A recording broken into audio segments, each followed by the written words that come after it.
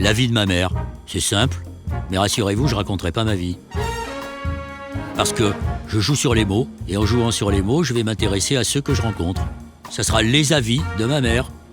Ah bah ouais, mais elle est politique, mais j'étais journaliste avant, mais c'est vrai qu'on a tendance à se raconter et à se mettre trop facilement sur le divan. Édouard Zambo.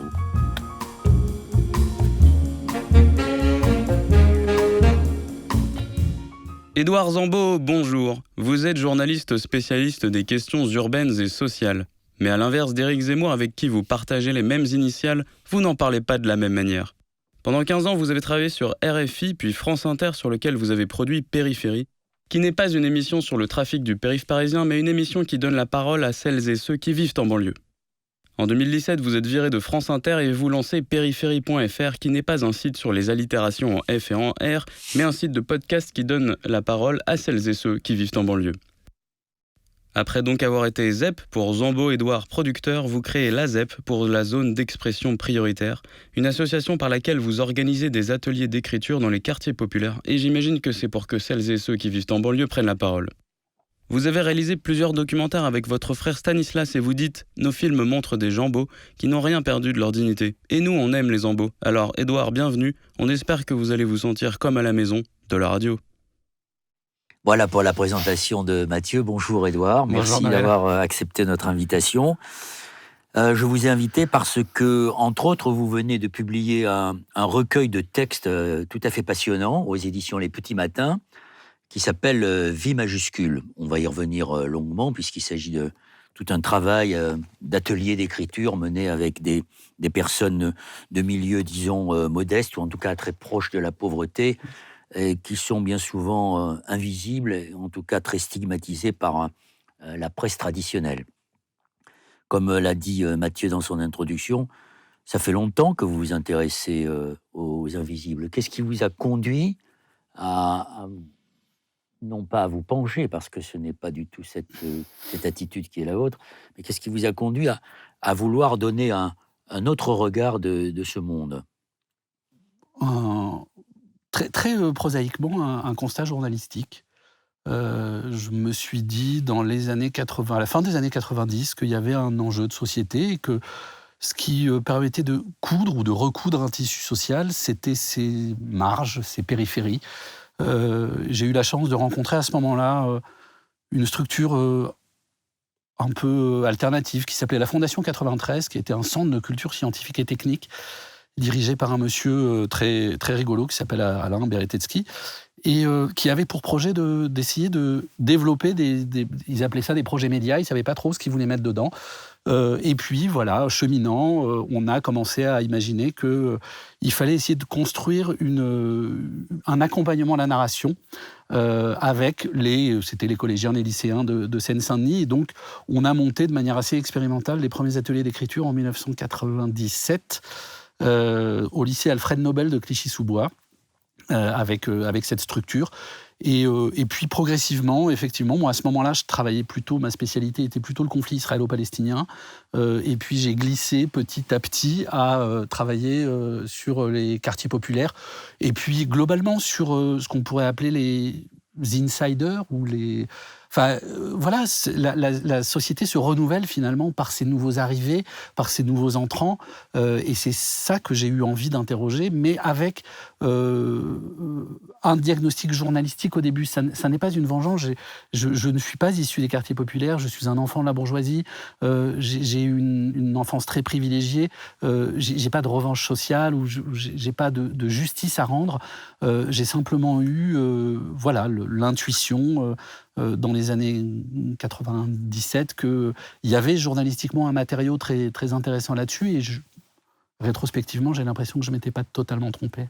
Alors c'est très intéressant ce que vous dites, parce que vous nous expliquez que vous avez commencé à vous intéresser à ce qui était à côté de votre porte, finalement, ces gens que l'on croise et que l'on ne voit pas, et que vous étiez jusqu'à nouvel ordre concentré sur le conflit israélo-palestinien. C'est l'époque du journalisme où il était beaucoup plus valorisant de s'intéresser aux conflits internationaux que de ce qui se passait à côté de notre porte.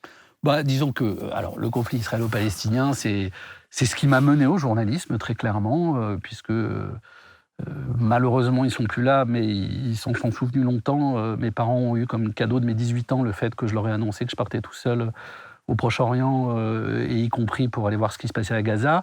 Donc voilà, c'était ma marque d'indépendance, mes 18 ans. C'est ça qui m'a amené au journalisme. C'est ça qui ensuite m'a convaincu de passer les concours des écoles. Et j'ai pendant pas mal d'années travaillé là-dessus pour un certain nombre de titres de la presse écrite. J'étais journaliste indépendant. Et puis effectivement, je me suis rapproché du bout de la rue. Ça n'en était pas moins intéressant et pas moins exaltant, j'ai envie de dire, et ça m'a. Enfin, j'ai fait autant de reportages et autant d'immersions et sur un temps aussi long. Peut-être que ça m'a appris. Bon, j'ai aussi beaucoup fait d'informations internationales pendant ces 15 ans de presse écrite, mais peut-être que ça m'a mis sur un chemin effectivement du temps long, de l'accompagnement, de la curiosité et aussi de l'altérité. Et j'ai probablement été chercher une altérité au bout de ma rue, quoi. Oui, et aussi s'intéresser à des hommes et des femmes qui vivent dans des conditions difficiles, que ce soit à Gaza ou en banlieue. Oui, bien sûr.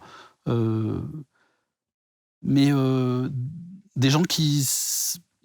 Enfin, ce qui m'intéresse aussi, c'est le mouvement dans les personnages que j'essaie d'observer.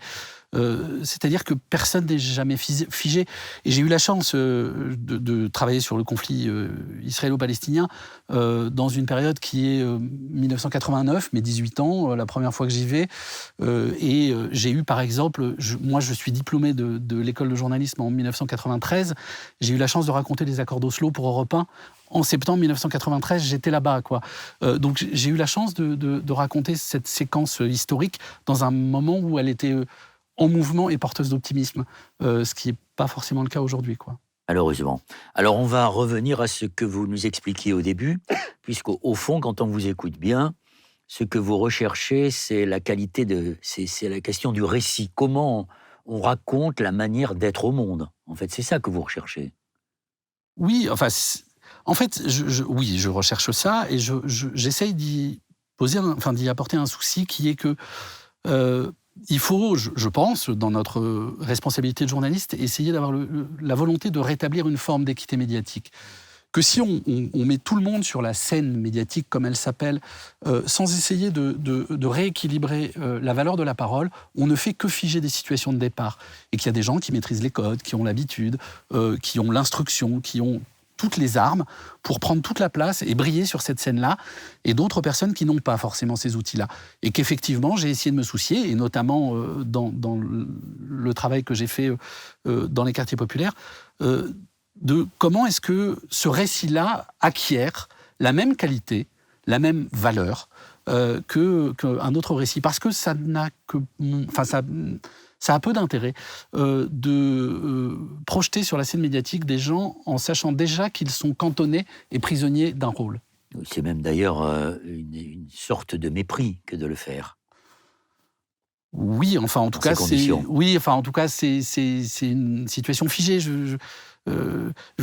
Mais c'est aussi d'avoir beaucoup travaillé sur les sujets sociaux qui m'a... Enfin, je n'ai pas découvert ça un matin en me réveillant. En travaillant beaucoup sur les sujets sociaux, il y a très régulièrement, je pense notamment par exemple pour les personnes qui habitent momentanément dans la rue. Heureusement, il y a peu de gens qui sont nés, qui vivent toute leur vie et qui vont mourir dans la rue, heureusement. Et que quand on essaie de poser un regard sur des gens qui sont momentanément dans la rue, ils n'ont pas envie forcément d'être enfermés dans cette situation qui est momentanée. Et donc, il faut essayer de trouver des moyens de raconter leur histoire pour qu'ils aient des avant et des après. Et surtout des après, d'ailleurs.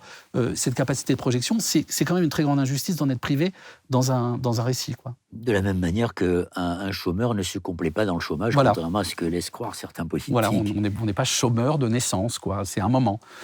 On n'est pas malade pour la vie, j'espère. On n'est pas... voilà. Et de ne pas enfermer... les personnages dans la raison qui nous mène à aller les voir. Alors ça, c'est la question de l'assignation, mais on y reviendra tout à l'heure. Cette émergence de la parole, vous l'avez cherchée à travers des ateliers d'écriture sur lesquels nous reviendrons, et puis aussi à travers des documentaires que vous avez réalisés avec votre frère Stanislas. L'un de ces documentaires s'appelle Demain, ça ira. Un jour, ça ira. Un jour, ça ira, pas demain, ça ira. J'espère que ça ira mieux demain. Un jour, ça ira.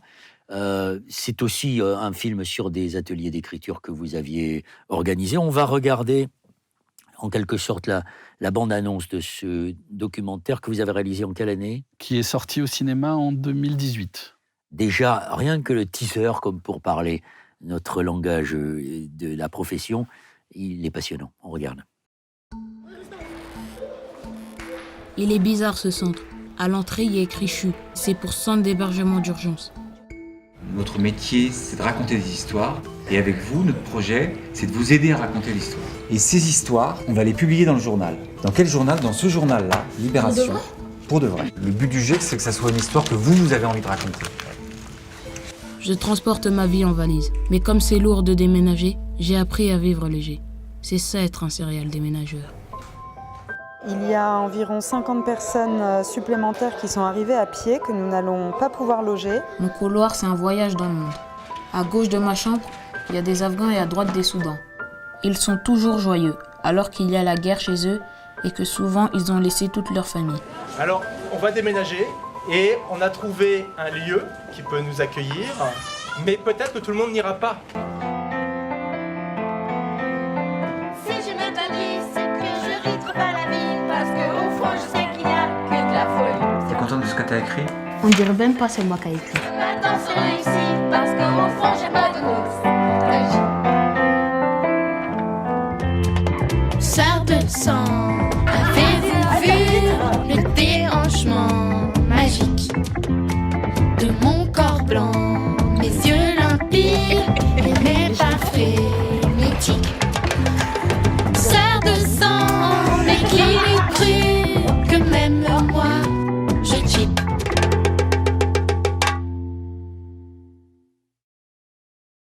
Alors ce travail, vous l'avez fait avec des enfants, accompagnés par des adultes. Ça se passait à quel endroit exactement ? Alors, je l'ai d'abord fait avec mon frère, Stan. C'est lui qui a fait des images et il faut rendre à César ce qui est à César. Ça se passait... Votre frère qui a travaillé, ou en tout cas qui est très influencé par les frères Dardenne. Dont le premier film a été produit, je crois, par la société de production des frères Dardenne, effectivement, un film qui s'appelle Des Hommes. Ce film, il se passe dans un endroit où... Enfin, avec une volonté de réinventer. C'est en fait une adresse prestigieuse de la rue de Saint-Pétersbourg dans le 8e arrondissement de Paris qui accueille jusqu'à un moment donné le siège d'une société très connue qui s'appelle l'Institut national de la propriété intellectuelle, où on va déposer des brevets, en quelque sorte. L'INPI. Cette société déménage pour des raisons prosaïques et 15 000 m² se retrouvent vides dans le cœur de Paris. Et c'est à l'hiver 2016, me semble-t-il, et crise des migrants, comme on l'a baptisé à l'époque, besoin de beaucoup de place, et une association qui s'appelle Aurore, emmenée par un monsieur qui s'appelle Éric Pliès, qui est depuis devenu le maire du 20e arrondissement de Paris, se voit confier ce local, voilà. Et ils décident qu'ils vont essayer de faire quelque chose d'autre qu'un gymnase, qu'un pur centre d'hébergement d'urgence. Donc ils accueillent jusqu'à 350 personnes, avec notamment 70 enfants. Et puis, il y a tout le rez-de-chaussée de ce lieu dont ils ne savent pas quoi faire, dont ils ne peuvent pas faire du logement parce que ça n'est... Voilà. Et donc, ils proposent à un certain nombre de structures, d'associations, de jeunes entreprises naissantes, de s'installer là, en se disant, on va mettre de la vie dans ce centre d'hébergement d'urgence. Et puis, tout ça agrège, des associations viennent, certaines viennent monter des ateliers d'écriture, comme la zone expression prioritaire dont on parlera tout à l'heure, mais aussi une association qui fait du chant, et puis des associations écolos qui viennent s'installer là, etc., etc.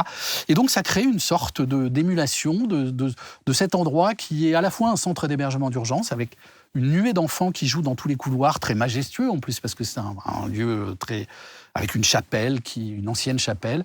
Et puis, alors le matin, les enfants qui sont hébergés dans ce centre d'hébergement d'urgence partent à l'école, et puis des gens viennent y travailler, et puis de temps en temps, des entreprises organisent des séminaires, et tout d'un coup, ça fait une sorte de commune libre, presque j'ai envie de dire, qui prospère au cœur du 8e arrondissement, avec évidemment beaucoup de freins au début, à l'école, d'associations de parents d'élèves qui ne veulent pas ces enfants de migrants, qui pensent que ça va faire baisser le niveau, etc. Bon, mais tout ça s'étiole très vite, et ce lieu existe pendant 3 ans dans cet arrondissement qui est connu pour être le moins bien doté, ou l'avant moins bien doté, je crois, en logements sociaux de Paris. Oui, le 8e arrondissement, en effet. Je crois qu'à l'époque, c'était 2,4% de logements sociaux dans le 8e.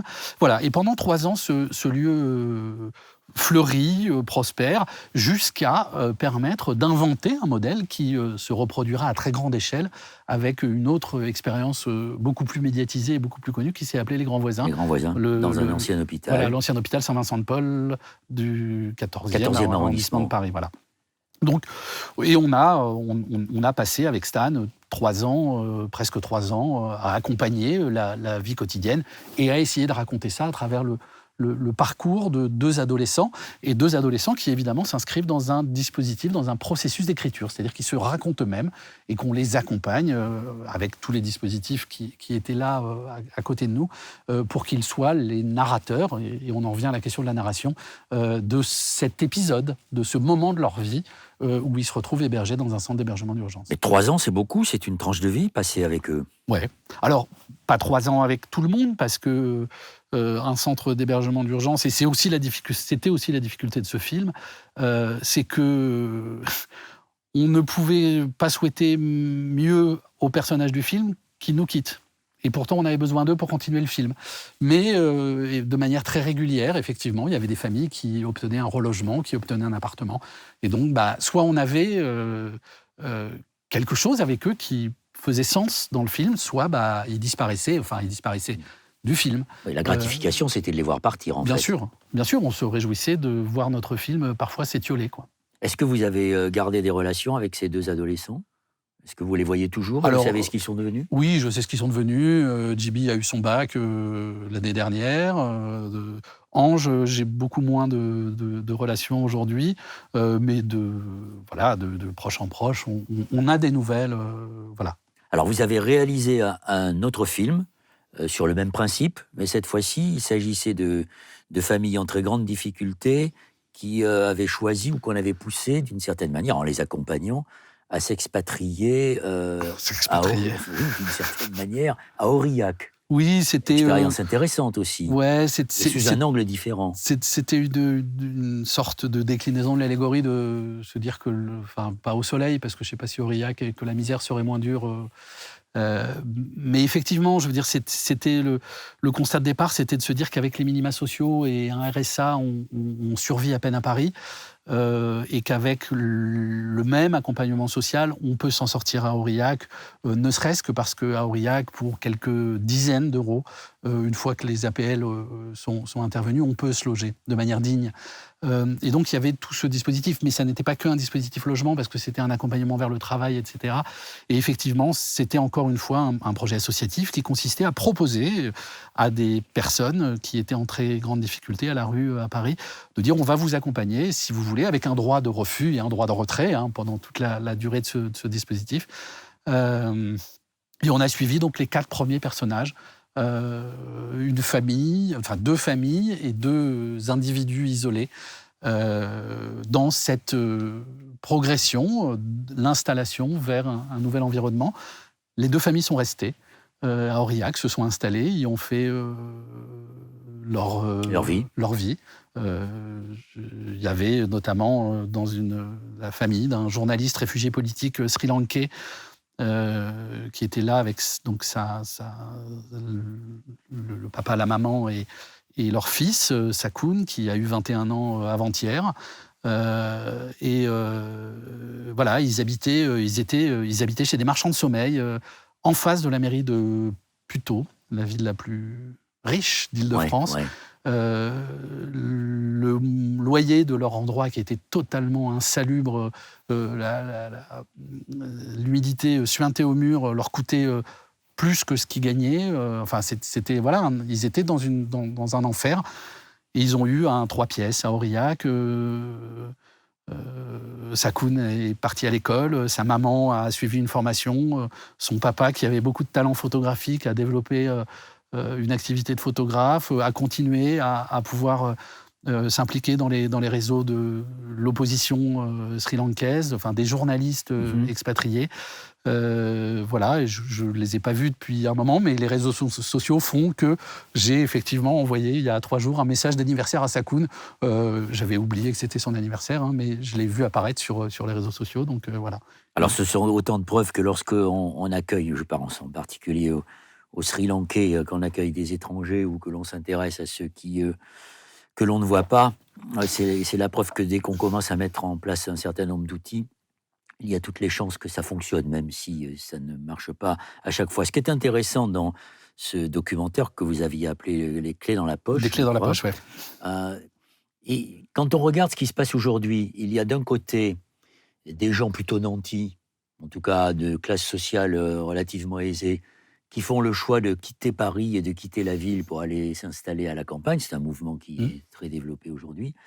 Et puis il y a aussi tous ces pauvres qui ne peuvent pas survivre dans les grandes villes et qui vont s'isoler avec des conditions encore plus difficiles dans les campagnes où il n'y a plus de services, où ils habitent dans des conditions assez difficiles.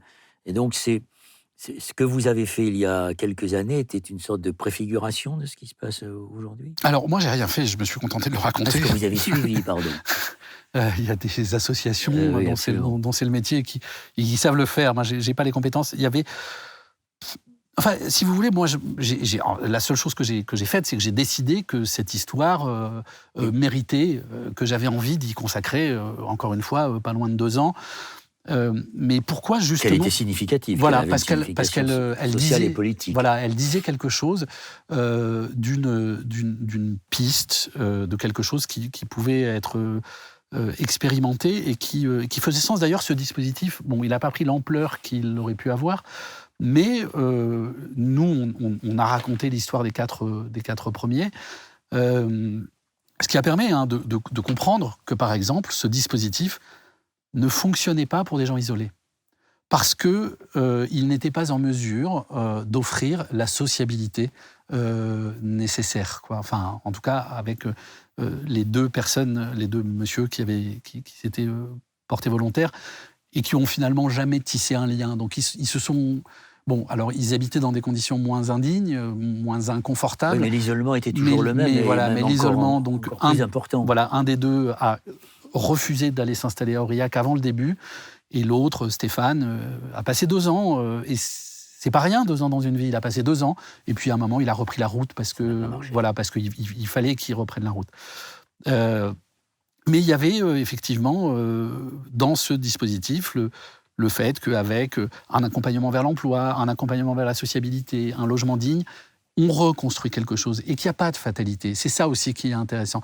Et que de ces 4 personnes de ces 4 foyers qui se sont installés à Aurillac, il y en a eu d'autres, je ne sais plus combien, je crois une vingtaine à Aurillac. Et puis il y a eu quelques initiatives aussi à Rodez. Mais tout ça fonctionne parce que il y a eu une hybridation entre une association qui était en mesure de prendre en charge des sans-domicile à Paris, des gens qui étaient en mesure d'inventer quelque chose d'accompagnement social global, et puis un bailleur social local aussi, qui a dit « moi je mets à disposition une partie de mon parc ». Je mets des appartements et je n'ai pas peur d'héberger des gens qui sortent de la rue. Je vais déployer le dispositif qu'il faut, on va les accompagner un peu plus pendant 6 mois, on va faire ce qu'il faut pour les solvabiliser, pour pas les remettre dans une situation d'échec. Voilà. Et que cette architecture s'est construite, et elle s'est construite, c'est le hasard, mais c'est une dame qui dirige un bailleur social parisien qui s'appelle Toi et Joie, et Michel Attard, qui a en gros, était la cheville ouvrière de ce dispositif parce qu'elle est en même temps qu'elle est directrice générale du bailleur social, qui est une filiale de la Poste, elle est la présidente du bailleur social d'Aurillac.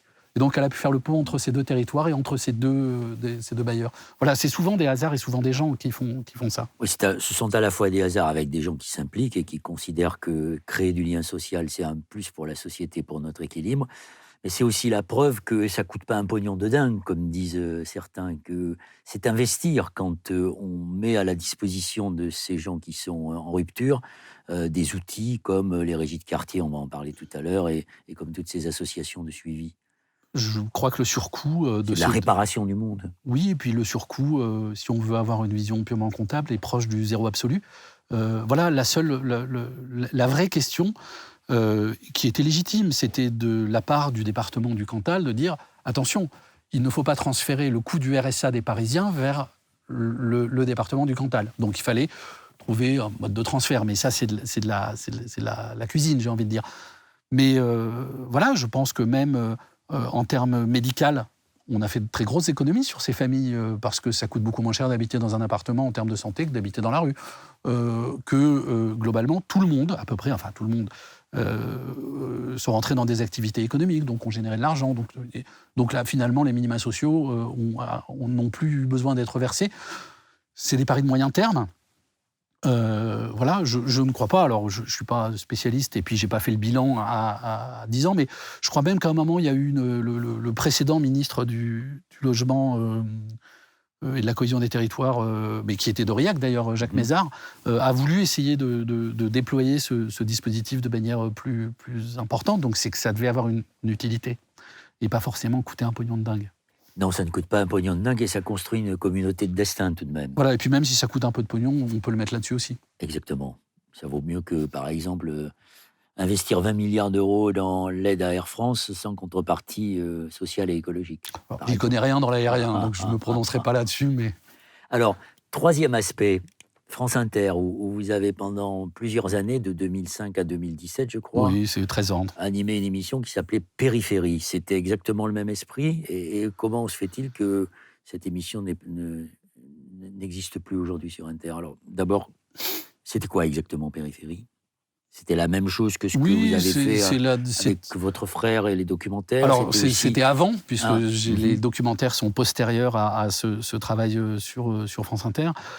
C'était effectivement, oui, la volonté d'ouvrir un espace de parole réfléchi, responsable, accompagné, de s'intéresser. Ça n'était pas l'émission des quartiers, j'ai toujours refusé d'être le magazine des quartiers au sens terre-terre, comme on dirait. C'était la volonté de raconter une réalité sociale avec un point de vue un peu décentré, avec évidemment une émission essentiellement de témoignages. Où j'essayais d'aller permettre à des gens de raconter leur quotidien, qui n'était pas forcément très florissant, mais qui n'était pas non plus forcément...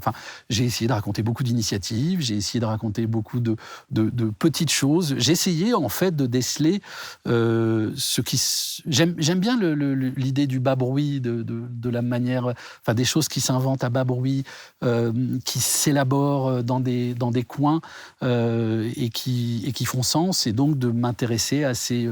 micro-réalité. Effectivement, j'ai beaucoup travaillé dans les quartiers. Il se trouve en plus que j'ai créé cette émission sur France Inter en septembre 2005. Donc là aussi, il y a eu un effet c'était pas 2 mois avant les émeutes de 2005. Et que, évidemment, pour être créée en 2005, elle avait été prévue et imaginée avant, puisque le directeur de France Inter m'avait signé, entre guillemets, un contrat en mai précédent, donc en mai 2005, pour une mise à l'antenne en septembre 2005. Voilà, écoutez, pendant presque 15 ans, j'ai pu raconter... Vous aviez beaucoup de retours? Des auditeurs? Parce que je suppose des auditeurs, et pas simplement, des auditeurs bien sûr, mais de ceux qui sont sur le terrain. Oui, j'avais beaucoup de retours. Enfin, c'est une émission qui, je crois, avait trouvé sa place. Si j'en crois Médiamétrie aussi. Alors pourquoi a-t-elle disparu? Faut demander aux chefs. C'est les chefs qui chefent dans l'audiovisuel public. Moi, on m'a fait savoir que je n'avais plus ma place à France Inter et donc qu'il fallait que je trouve une autre activité. Mais le motif, c'était quoi? C'est que on en avait marre d'entendre parler des pauvres ou il fallait en parler autrement? Le motif, bon, la phrase a été un peu sonnante à mes oreilles, alors je vais vous la reproduire. En ouvrant les guillemets, la directrice de France Inter m'a dit « Édouard, je veux un autre regard que le vôtre ». Voilà. Et ça a été donc, ça Sans veut dire, commentaire. Voilà, ça veut dire qu'elle voulait un autre regard que le mien. Elle est chef de France Inter, c'est elle qui choisit les regards qui sont autour d'elle. Alors justement, parlons du regard, parce que ce que vous reprochez à juste titre à la plupart des grands médias, lorsqu'ils s'intéressent aux populations des banlieues ou des quartiers pauvres, que l'on désigne sous l'euphémisme de quartiers politiques de la ville ou quartiers politiques de la ville, en effet, le reproche que vous faites à ces grands médias, c'est finalement de toujours les regarder, ces quartiers, de la même manière, et de finalement assigner ses habitants à un certain statut dont on ne sort jamais.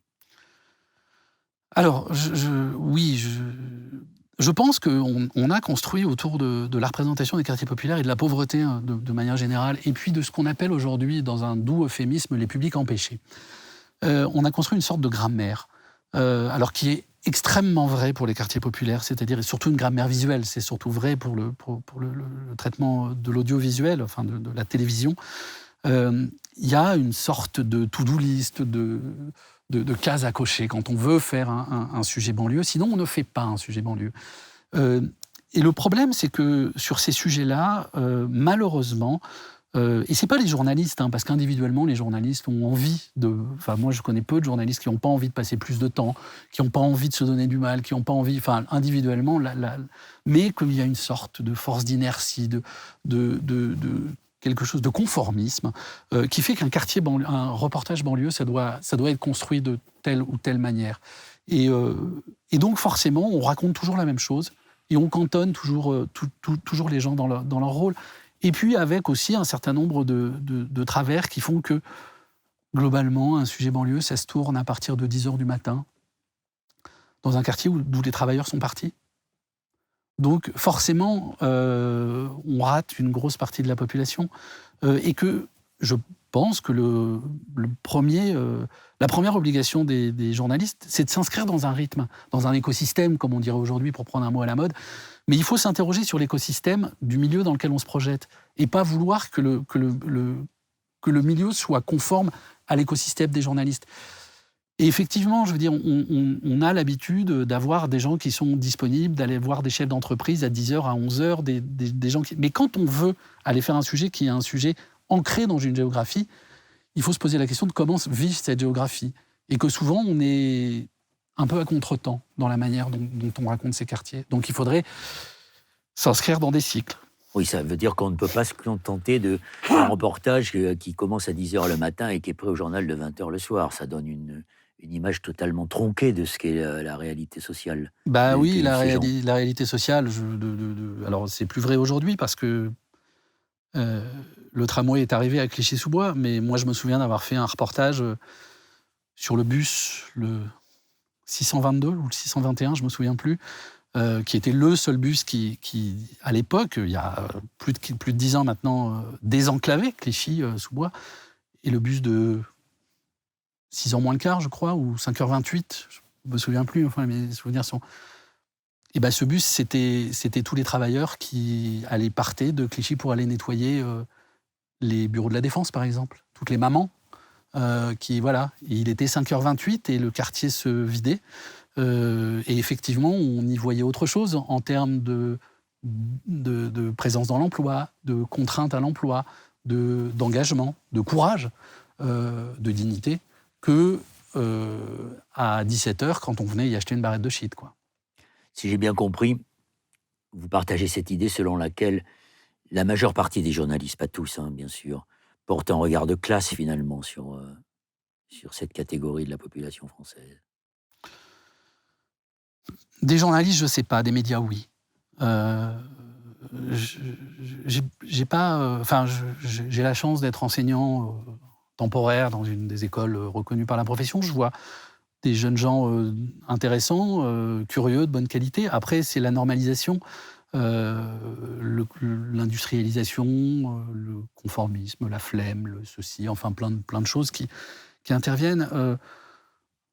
Et puis, il ne faut pas se mentir non plus. Journaliste, c'est un c'est un sport de riches. C'est une des rares professions où il faut faire autant d'études pour rentrer dans un environnement professionnel aussi précaire.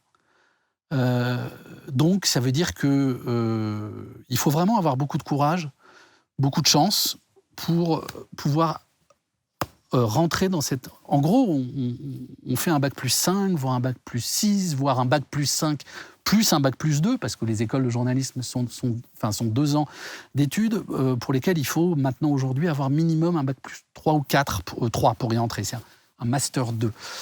Mais dans la réalité, beaucoup des étudiants qui passent les concours d'entrée aux écoles de journalisme ont déjà un bac plus 5. Sont, pour beaucoup d'entre eux, déjà diplômés d'un IEP. Donc ça veut dire que c'est des jeunes qui auront passé 7 ans après leur bac pour se retrouver, et encore, s'ils ont la chance, au planning de Radio France ou de France Télévisions, à 100 € jour, les jours où ils travaillent. Les jours où ils travaillent. Les jours où ils travaillent, s'ils sont au planning, ce qu'on appelle au planning, ou à 50 ou 60 € le feuillet, s'ils arrivent à travailler pour la presse quotidienne nationale, selon les normes syndicales. Donc, ça veut dire qu'on voit des gens qui ont 7 ans d'études après le bac et qui doivent se préparer à faire une entrée dans le monde professionnel à souvent 1000, 1200, 1400 € par mois, ce qui ne sont pas des salaires mirifiques, quoi. Et que donc, s'ils veulent accéder à l'autonomie, s'ils veulent accéder à l'indépendance, s'ils veulent se loger, s'ils veulent avoir des loisirs, il faut qu'ils soient issus de milieux favorisés, qui les aident, qui leur offrent cet amortisseur, notamment l'amortisseur du logement pour la région parisienne.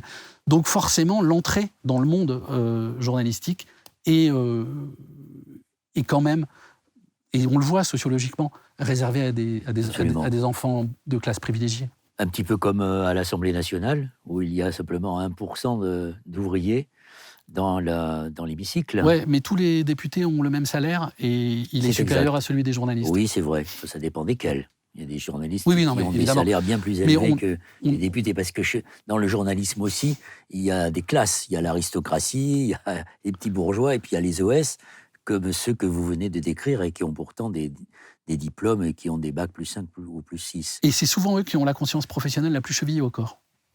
C'est vrai. Mais moi, j'ai pu constater en tant que ancien journaliste et politique comment ce métier se dégradait et comment on demandait des choses qui n'avaient pas grand intérêt à des journalistes qui attendaient beaucoup plus de leur métier que d'être des porte-micros. Oui. Alors, venons-en maintenant j'allais dire, c'est pas le troisième aspect, parce que ça fait partie d'un écosystème, le vôtre.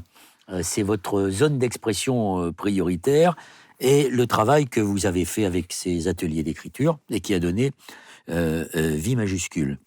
Alors, ces ateliers d'écriture, ils n'ont pas été faits simplement dans des centres d'hébergement d'urgence, comme par exemple le documentaire, vos documentaires. Mais là, ça se passe dans la vie de tous les jours, avec des gens qui sont à Toulouse, qui à Nancy, dans combien de villes vous l'avez fait ? 14. Et alors, il faut que vous expliquiez comment vous l'avez fait, avec qui, parce que on n'aurait pas pu avoir des récits aussi intéressants, aussi passionnants, aussi émouvants, s'il n'y avait pas eu derrière ces personnes d'autres qui les ont aidés à faire surgir leurs paroles, qui les ont aidés à verbaliser leurs conditions. Alors, je vais, si vous me permettez, je vais dire 2 mots d'abord sur la structure. La zone d'expression prioritaire, c'est une lubie de 2 journalistes, il y a presque une dizaine d'années, Emmanuel Vaillant et moi, où justement on se rencontre avec... lui était presse écrite, moi j'étais à l'époque radio, et où on se rend compte que beaucoup des gens qu'on fréquente ont l'impression d'être dépossédés de leur récit. C'est-à-dire que beaucoup des témoins qu'on interroge nous disent, en gros, vous les journalistes, quand vous venez nous voir, vous nous volez 2 phrases. Je le caricature, mais vous nous volez 2 phrases. Vous réinjectez ces phrases dans une histoire dont la tonalité nous échappe, et on intervient comme faire valoir, en fait, comme alibi, comme argument d'un propos qui n'est pas le nôtre. Question du partage du récit. Voilà. Et donc, avec Emmanuel, on se dit... c'était exactement à l'époque où François Hollande disait qu'il voulait faire de la jeunesse la priorité de son mandat. Quelle jeunesse. Et donc, on se dit avec Emmanuel, essayons de scruter la jeunesse et essayons de la faire se raconter, déployons des dispositifs. faisons écrire des collégiens, des lycéens, pour qu'ils nous racontent leur époque. Ils sont finalement les experts de leur époque. François Hollande invoque la jeunesse. Qu'est-ce que la jeunesse ? Malheureusement, c'est un peu loin pour nous, déjà à l'époque, il y a presque 10 ans. Donc, il n'y a pas qu'une jeunesse, pardon, mais bien sûr. Des jeunesses. Non, mais elle est toujours au pluriel chez nous, on parle toujours des jeunesses. Donc, allons voir les jeunes qui sont finalement les experts d'usage de cette formule un peu galvaudée des jeunesses, quoi. Et donc, essayons d'interroger les jeunesses à travers ceux qui en sont les témoins, les acteurs. Voilà. Donc, on déploie ce dispositif. À l'origine, avec un troisième copain qui était à l'époque à la FEV, une association qui fait du soutien qui mobilise les étudiants dans les quartiers populaires. Et voilà. Et puis, on fait ça sur un coin de bureau, sur notre temps libre. Et puis aujourd'hui, la zone d'expression prioritaire a 8 salariés, elle fait travailler 30 pigistes et elle a fait en 2019 700 ateliers d'écriture. Donc on a... C'est significatif maintenant ce travail, 700 ateliers d'écriture, ça compte. Oui, on a plusieurs... Enfin, ça dépend des années. L'année forcément 2020 a été un peu heurtée pour nous. Mais oui, c'est plusieurs centaines de jeunes qui, tous les ans, nous font confiance et acceptent qu'on les accompagne dans l'écriture. Donc essentiellement, on s'est tourné vers les jeunesses, les lycéens, les collégiens, les écoles de la deuxième chance, les missions locales, toute structure qui accueille des jeunes. Et avec l'équipe, on monte des partenariats. Enfin, je vous passe voilà. On essaie d'installer dans ces lieux-là des espaces d'écriture. Et nous, on met à disposition des journalistes qui sont évidemment rémunérés parce que c'est un travail et que ce n'est pas de la bonne conscience. Nous ne sommes pas des dames patronesses. Nous allons mettre une technique d'écriture au service de gens qui en ont besoin. Voilà, la posture est très simple. Nous ne sommes pas là non plus pour réhabiliter l'image des journalistes. Nous, notre postulat de départ est très simple, c'est d'aller dans des environnements en disant aux gens « vous avez des choses à dire, vous avez des choses très intéressantes à dire, nous allons essayer de vous aider à le faire ». Parce que globalement, quand on arrive auprès de jeunes collégiens, lycéens, auprès de gens qui sont un peu exclus, leur premier réflexe, le premier de leurs réflexes, va être de dire « je n'ai rien à dire ». Comme vous l'expliquez très bien dans l'introduction de votre vie majuscule, il y a évidemment des réticences vis-à-vis des journalistes qui ont effectivement l'image de ceux qui donnent un modèle totalement préfabriqué de ce qu'est la réalité des banlieues. Oui, alors voilà, donc on fait ce travail au long cours. Il y avait encore 40 ateliers la semaine dernière, 40 séances d'ateliers la semaine dernière organisées par la ZEP. Mais vous ne débarquez pas comme ça, vous vous appuyez sur des régies de quartier. Bien sûr que non, on ne débarque pas comme ça. On n'est pas des crieurs, donc on s'appuie essentiellement, et c'est tout le travail de partenariat de la ZEP, sur des enseignants, des éducateurs, des associations, et dans le cadre de ce livre, sur un réseau assez peu connu, mais qui mérite de l'être un peu plus, qui s'appelle les régies de quartier, qui sont des structures... alors on a tendance à dire que c'est des structures d'insertion par l'activité économique. C'est vrai, mais c'est réducteur. C'est d'abord des structures, c'est des structures qui effectivement proposent, génèrent de l'activité économique dans les territoires qu'on qualifie politique de la ville, mais qui aussi ont tout un environnement beaucoup plus immatériel, j'ai envie de dire, qu'on appellerait de l'éducation populaire. Ils sont installés au cœur de ces quartiers, et on a proposé au réseau des régies de quartier, c'est 130. À peu près 130 régies dans 100. Il y avait une régie de quartier à Bègle quand j'étais maire. Voilà, bon. Et donc 130 territoires. Et on est allé à l'Assemblée générale de cette association, enfin de ce collectif, et on leur a parlé de ce qu'on faisait. On leur a dit, écoutez, si vous voulez, nous, on vient installer pendant une semaine un atelier d'écriture dans votre régie, à destination de vos salariés, mais aussi à destination des habitants du quartier, et puis des collégiens du collège d'à côté, et puis des lycéens du lycée d'à côté, et puis agrégés autour de vous, travailler sur votre périmètre géographique. Et nous, on vient se mettre à votre disposition pour essayer de faire émerger des récits. On a fait ça, donc on a eu plus que 14 propositions, mais on a dû clore la liste à 14 territoires, donc ça va... des quartiers nord de Marseille à Mont-Saint-Martin, qui est à la frontière du Luxembourg, la ville française qui est coincée entre la frontière belge, la frontière luxembourgeoise et la France, donc le petit triangle, en passant par Nantes, Billon, dans l'Auvergne, Grande-Sainte, Troyes, 14 lieux dans lesquels on s'est installé pour une semaine, et où on a constitué des groupes d'écriture, et on a essayé de savoir ce que les habitants de ces territoires avaient envie de raconter d'eux. Alors, je suppose que parmi tous ceux qui sont là, qui sont volontaires, certains ne continuent pas, parce qu'ils ne s'y retrouvent pas. Et avec ceux avec qui ça fonctionne, vous apercevez que le déclic se fait à partir de quel moment? Il faut passer beaucoup de temps avec eux? Alors, un atelier d'écriture, on est obligé de les modéliser un peu, même si on essaie de faire quand même de la dentelle, mais on essaie de monter des ateliers d'écriture qui sont sur des périodes aux alentours de 8 heures. 4 séances de 2 heures d'écriture. Une première séance qui consiste à faire ce qu'on appellerait dans le journalisme une conférence de rédaction un peu géante, c'est-à-dire que d'animer le groupe, d'essayer de faire retomber des récits individuels. En gros, de quoi aurais-tu envie de parler? Qu'est-ce qui fait sens pour toi? À quoi tu te heurtes? C'est quoi tes enjeux? Ensuite, le diagnostic journalistique qu'on apporte là-dessus, c'est d'essayer de se demander en quoi est-ce que ces récits individuels font écho à une réalité qui est plus grande qu'eux. C'est-à-dire en quoi est-ce qu'ils nous éclairent sur l'époque, sur un territoire, sur le monde. Et qu'ensuite, à partir de la deuxième séance, on part dans un processus d'élaboration du récit.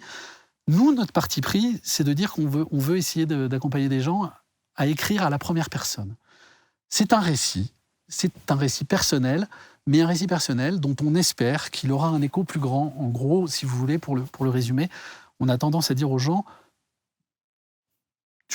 ton histoire est plus grande que toi-même.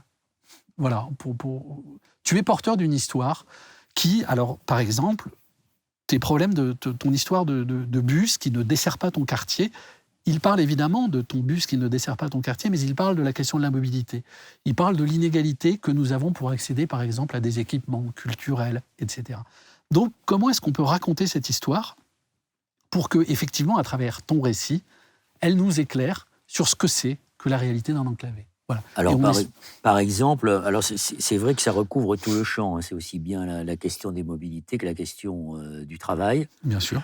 Que la question de la non-possession des codes pour entrer dans ce qu'on appelle le nouveau monde, c'est-à-dire tout ce qui est lié à la fracture numérique, à tout cela. Et puis aussi des questions, disons, plus intimes, mais tellement importantes. Là, par exemple, Manon, 25 ans, à Toulouse.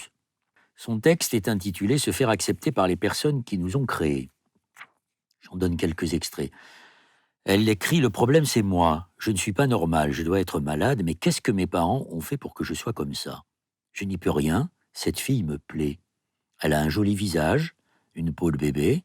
Il y a comme une putain d'attraction. C'est une honte, qu'est-ce qu'on va faire de toi, salope?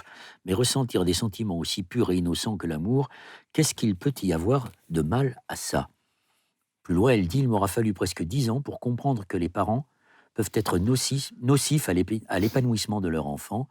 Il n'y aura pas eu de dispute précise, de moments de cassure. C'était tous des moments de cassure. Depuis, je me tiens le plus éloigné possible d'eux. J'ai encore cette petite voix en moi parfois qui me dit « Tu n'es pas normal ». Mais je fais des rencontres rassurantes et je crée des relations de confiance parce qu'en fait, le problème, ce n'est pas moi, c'est eux. Bon, c'est sur la question de l'orientation sexuelle. C'est passionnant parce que, en effet, le témoignage d'Emeline est bien plus grand qu'elle, parce qu'il pose un problème pas simplement dans ses quartiers, mais le problème de ses choix de vie.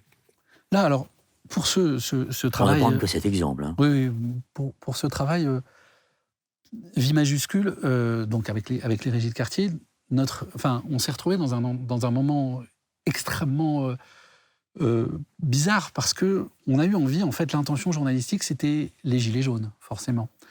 On a vu émerger ce mouvement et on s'est dit, il faut aller interroger.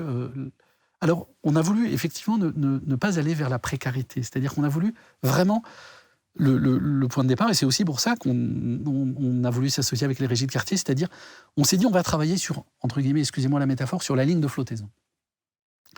La France, qui n'est pas dans la grande précarité, mais qui, comme on le dit dans un des chapitres, vit à quelques euros près. Oui, la France dont vous dites exactement, c'est cette expression que je vais retrouver, plonger dans la France qui doit presque tout le temps compter. Oui.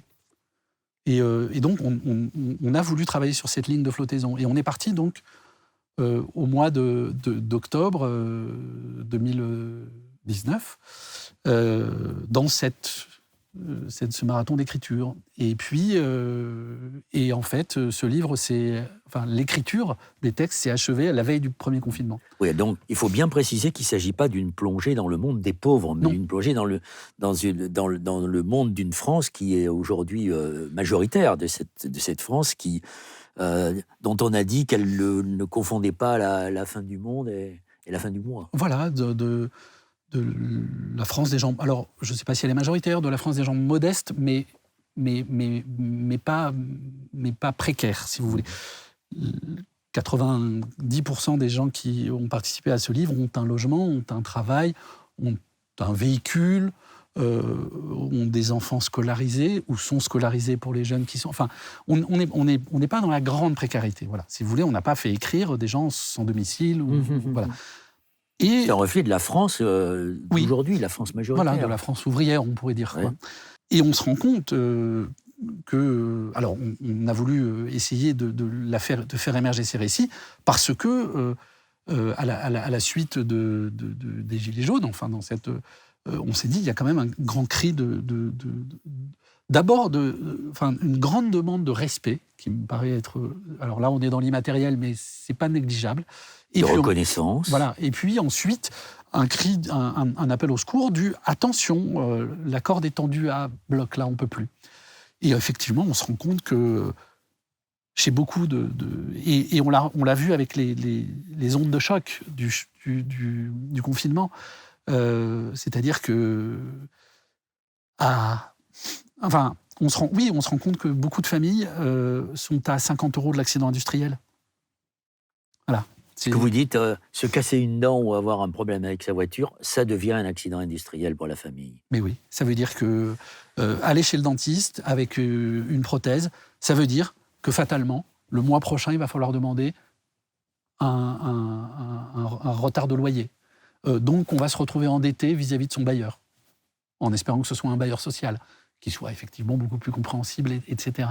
On a beaucoup travaillé effectivement dans des quartiers avec beaucoup d'habitats du parc social. Donc, mais voilà. Et si vous voulez, il y a une vraie injustice. Là, c'est un regard de journaliste que je porte a posteriori sur cette vie en tension qui est imposée à beaucoup de gens, quoi.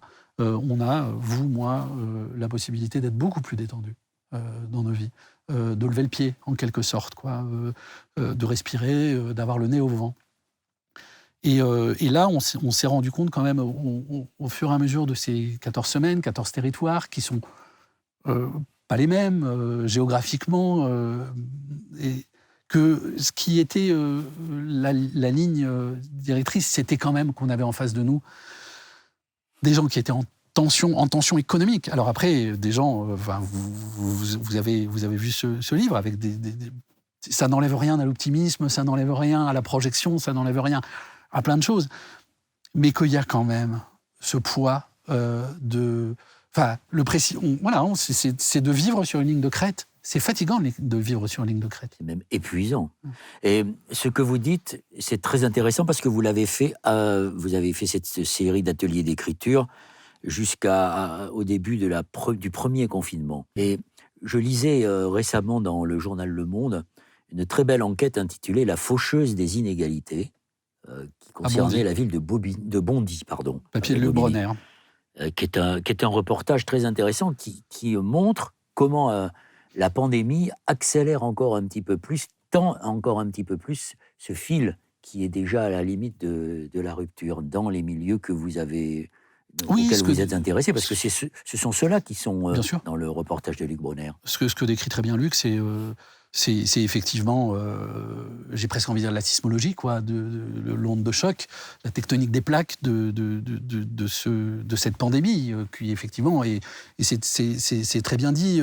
Je veux dire, il disait, je ne sais plus quel personnage dans ce reportage, dit on ne tient pas la comptabilité quotidienne des gamins décrocheurs, on ne tient pas la comptabilité quotidienne de ces gamins qui étaient socialisés par le sport et qu'à 15 ans on n'ira plus chercher, on tient la comptabilité quotidienne des réanimations, des malades et des morts.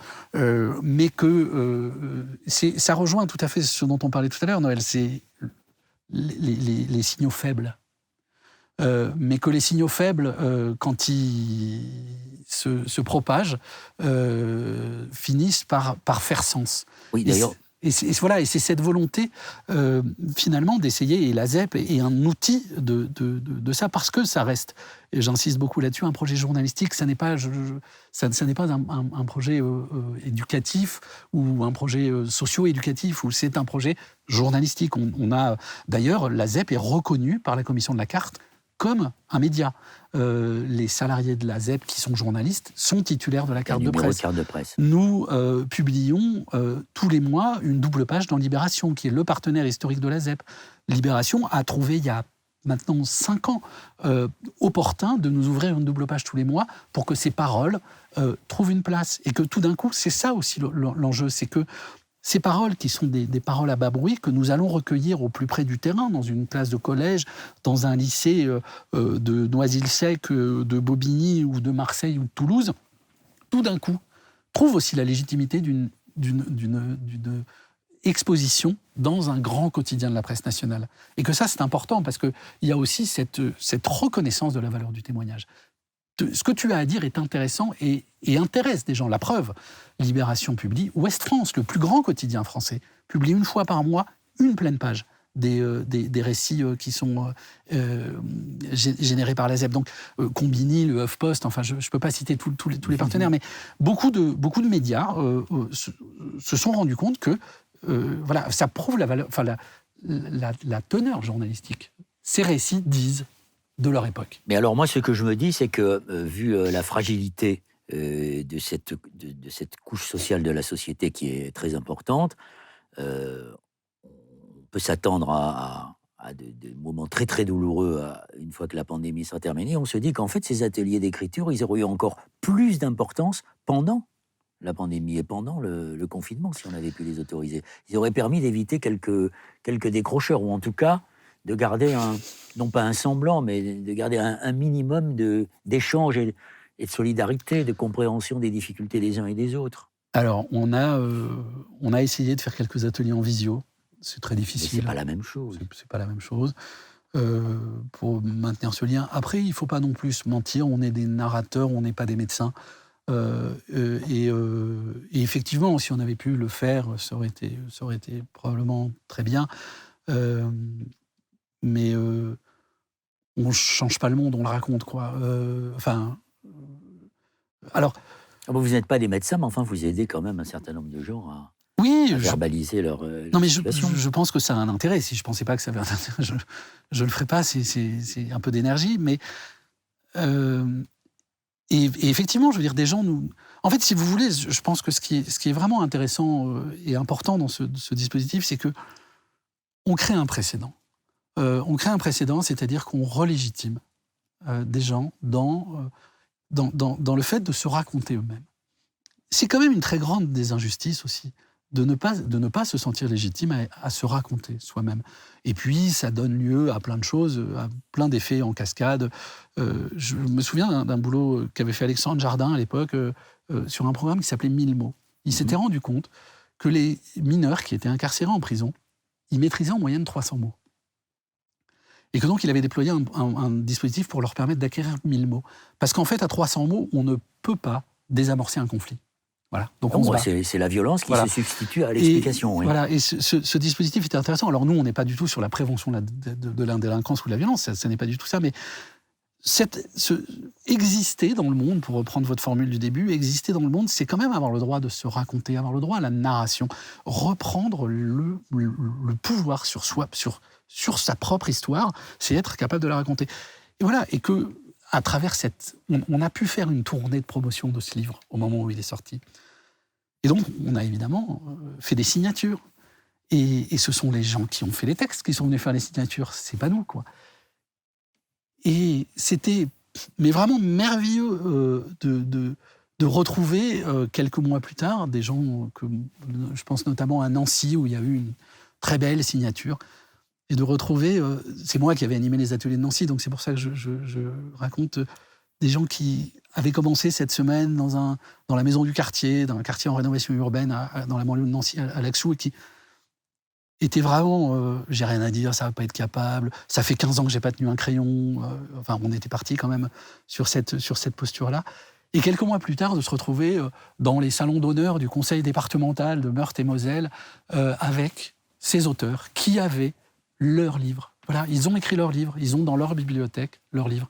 Et donc, à travers cette aventure, il y a 160 auteurs qui se sont révélés, enfin en tout cas 160 personnes légitimes à se raconter eux-mêmes. Et 160 auteurs et la réalité de ce qu'est notre pays, par exemple, c'est toute la partie consacrée. Il y a beaucoup de femmes qui témoignent dans ces vies majuscules.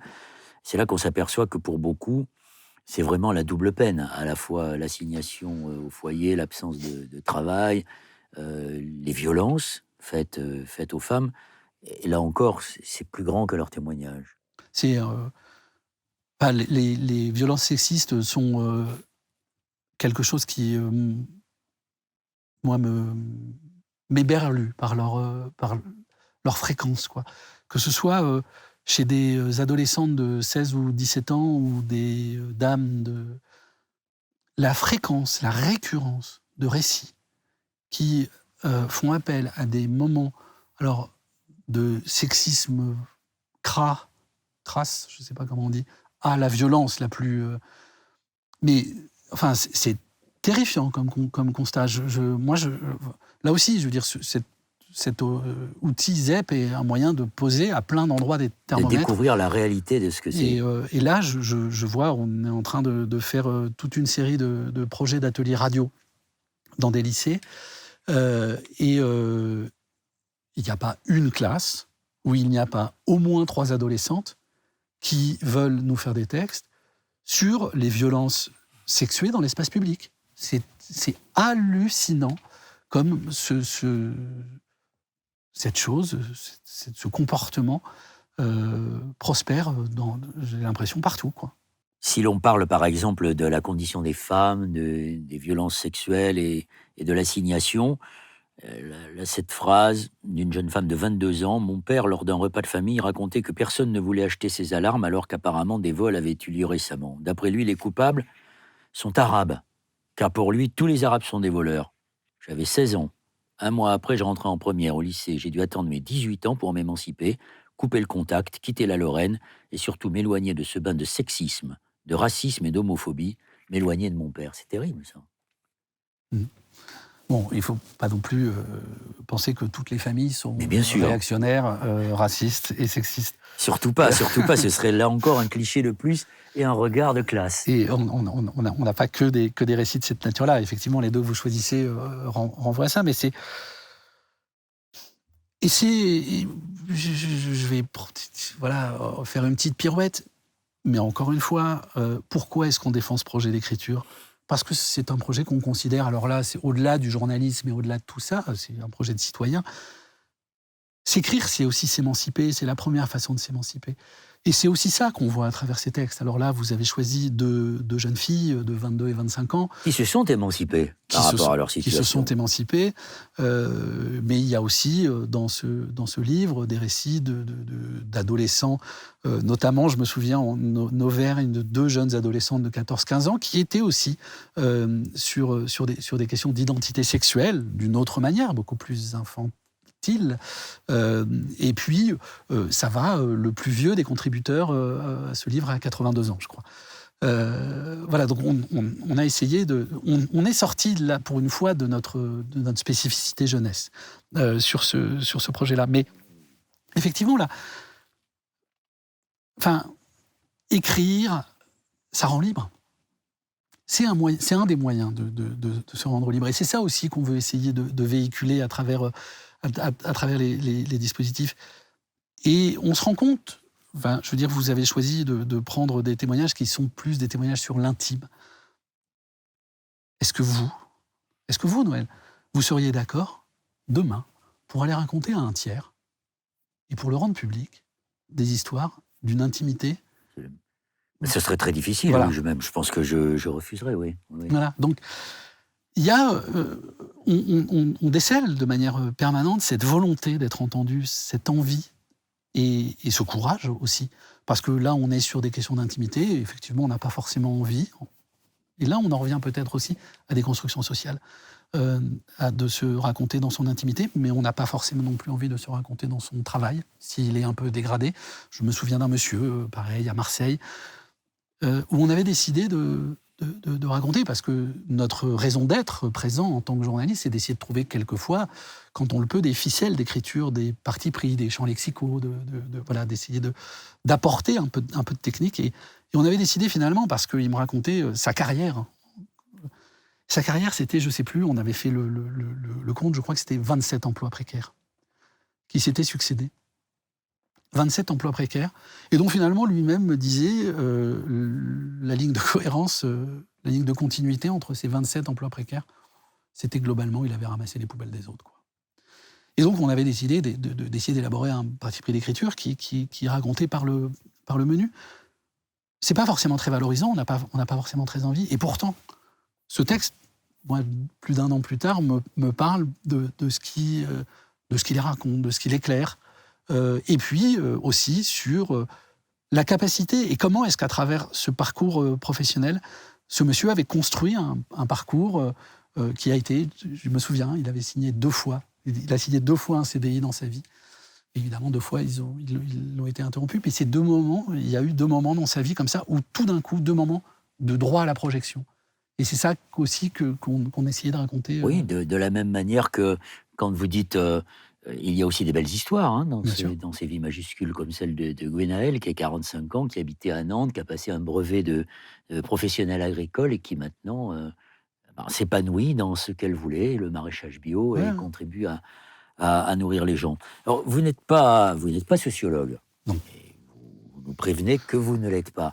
Mais enfin, depuis le temps que vous vous intéressez à cette catégorie de Français qui devient malheureusement de plus en plus majoritaire, celle qui est sur ce fil tendu, est-ce que vous pouvez porter quand même quelques constats sur l'échec de nos politiques en direction des classes qui ne sont pas les classes moyennes, qui sont juste à la limite des classes moyennes, et le regard, comme vous avez fait ces ateliers d'écriture dans une période récente, à la veille de ce grand bouleversement, de ce grand ébranlement qu'est la pandémie, comment vous voyez la suite? Est-ce que l'on doit s'attendre à un renforcement des inégalités, à des situations que peut-être on ne pourra plus contrôler?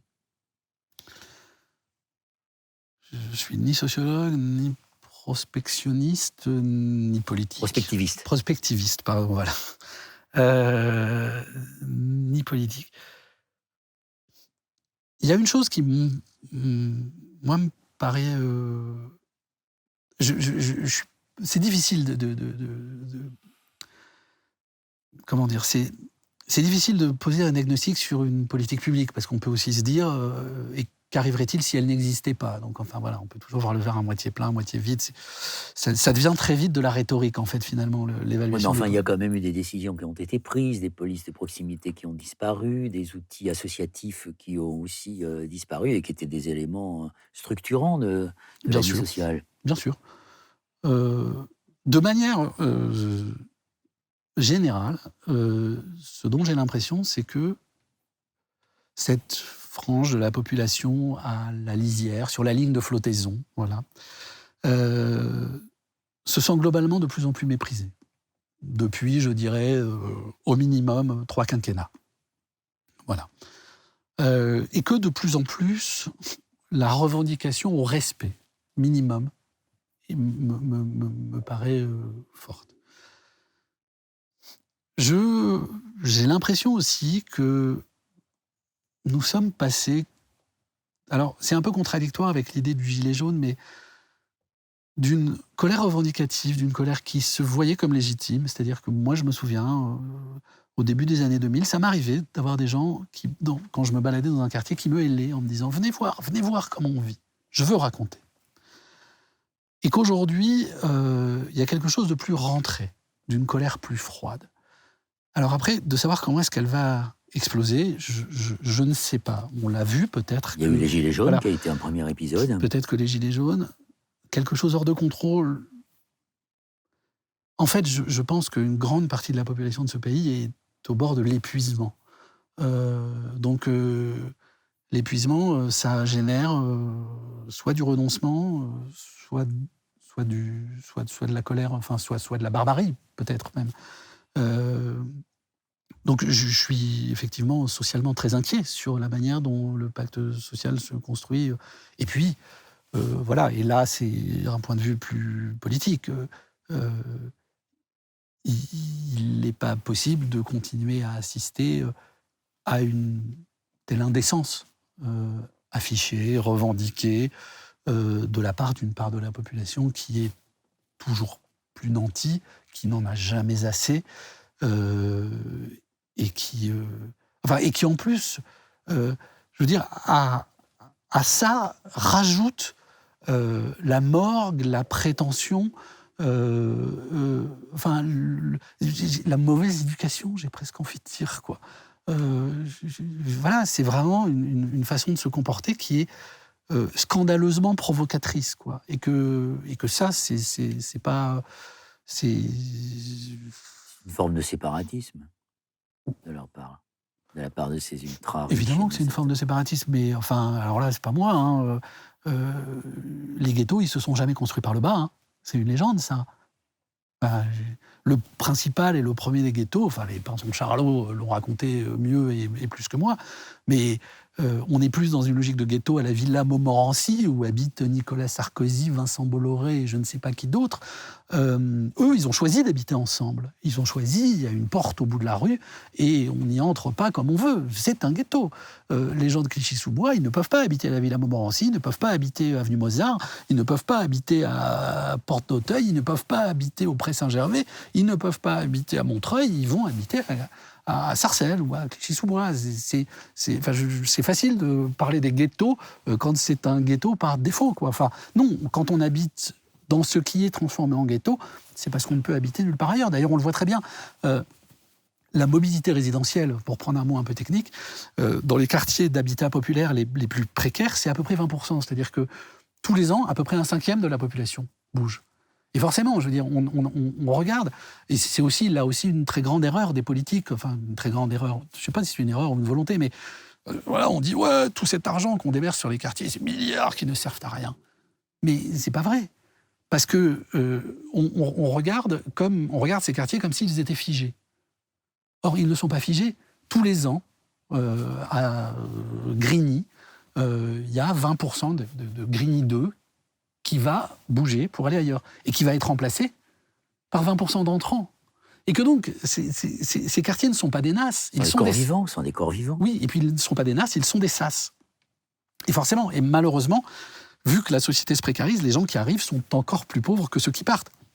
Et c'est-à-dire que le phénomène qui est un phénomène traditionnel dans un environnement urbain où les gens se posent, améliorent leur habitat, améliorent leurs conditions de vie, fabriquent un jardin, rajoutent une petite...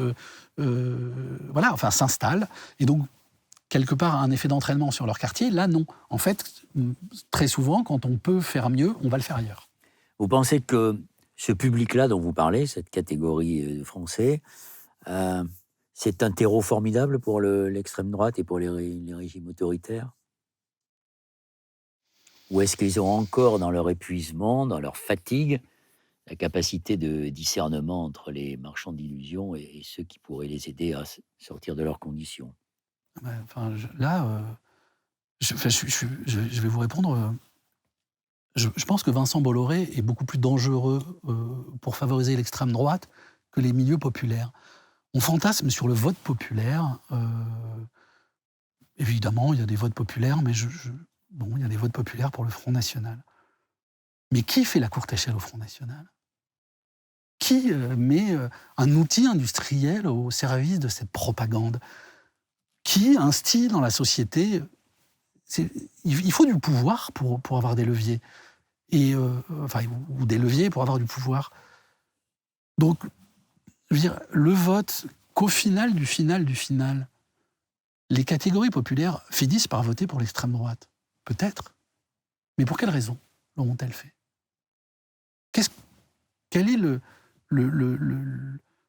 discours, ce qu'on essaie de banaliser, cette espèce de norme qui se construit petit à petit, à bas bruit, à bas feu, dans plein de médias? Quel est ce discours banalisant où tout d'un coup on parle d'islamo-gauchisme comme on parle de la couleur du ciel, où on parle... Voilà.